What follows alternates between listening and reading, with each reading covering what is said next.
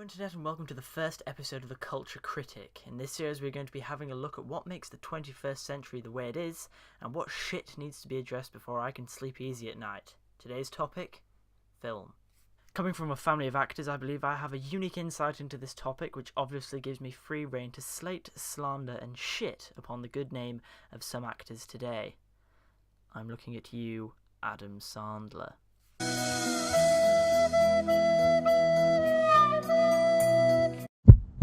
You underestimate my power! You will not take it from me! I hate you! Now, I'm not accrediting the whole of the wet fart that was the Star Wars prequels to Hayden Christensen's bad acting. There are many others to blame, but I think he can be accused of dancing on the grave.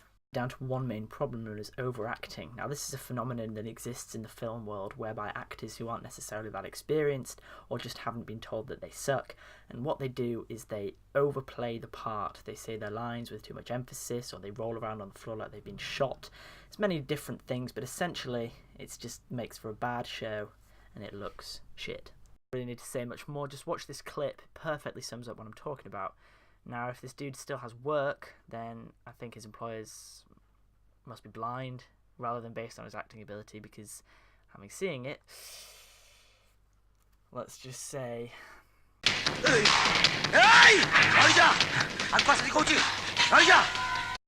We begin with an Asian gentleman, keeping it multicultural, keeping it diverse, and you know, this part is fine. His acting is slightly over the top, but it's not until he gets bitten by a snake. Well, I say bitten, see for yourself, but then it gets pretty weird.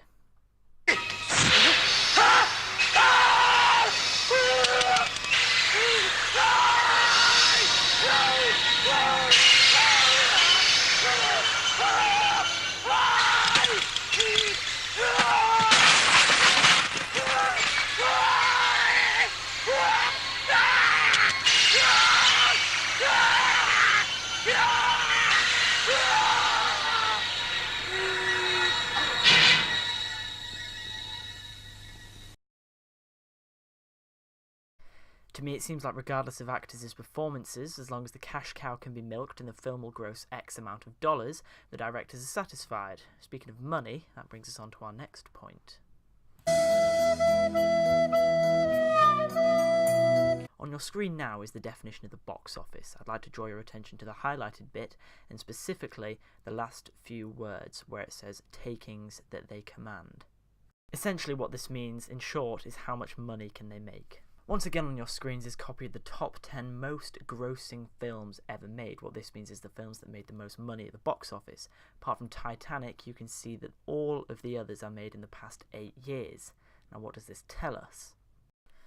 There are multiple contributing factors, but essentially it all boils down to this, called same shit, different face. Now, that could be used broadly, but in this context, it means that you're paying to watch the same thing with a different wrapper slapped on it. So this might be different characters, a slightly different plot, a different sequence of events, but effectively, the same stuff will happen, and people keep going back to it.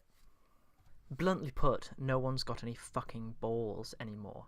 2015-16 started a shitstorm trend of remakes, most notably Star Wars Episode 7 and the Jurassic World remake, which is essentially just the Jurassic Park series remade. I mean, God knows why they got a remastering anyway. They sucked ass. That is one big pile of shit. Getting back to the point, directors are happy to trot out the same dollar fests rather than come up with something new and unique. Quentin Tarantino eventually will come up with some new blockbuster that people think is a bit edgy because some famous actor says, "Nigga," but he is only one man. Having said that, the man is also fucking deranged. Hi man, how are you? What's going on here? What's going on here? Oh, nothing, man. You're a famous director, just, you know, saying hi. What's going on here? Nothing. We're just saying hi. What are you doing? What are you doing? Can you not talk to me? We already have been talking, Quentin. It's just for the... What are you doing? Whoa, dude, what the fuck, man? Why are you messing with my shit, my £5,000 camera? Fuck you, Quentin. Hey, don't do that. Don't do that again. I mean, Jesus, all the guy asked was, how are you? And he gets that. Fucking crazy. Moving on to my last point. Now, this is not so much a criticism of film as it is a criticism of media as a whole entity now. By this, I mean that the same actors getting all the work. This might, in the media, mean that the same people are plastered everywhere. Their mugs can be seen far and wide. No matter where you go, the same people will be there. And it just completely under-saturates the market for new actors coming in. And effectively, it's just people like Dwayne fucking Johnson. I mean, I've mentioned him a few times in this video, but it's because the man gets on my nerves. He's a wrestler. He can't act to save his life. I mean, have you seen that post-apocalyptic tsunami one with him?